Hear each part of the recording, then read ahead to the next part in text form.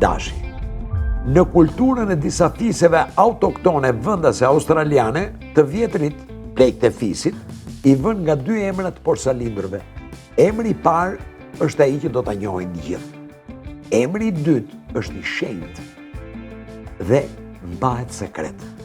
Këtë emër nuk ja tregojnë as fëmijës vet, ja tregojnë vetëm kur mbrin në moshë të rritur, pasi të ketë dalë nga adoleshenca dhe pasi të ketë përballur ca prova të jetës. Sepse më pëlqen që këtë shembull ta përdor për ju o njerëz, për ju të dashur dëgjues apo dëgjuese qofshit të shenjës dashit. Mendoj që është shumë e rëndësishme sepse jeni në një periudhë kalimtare që po përballeni me njohjen e emrit tuaj sekret, me emrin tuaj të shenjtë.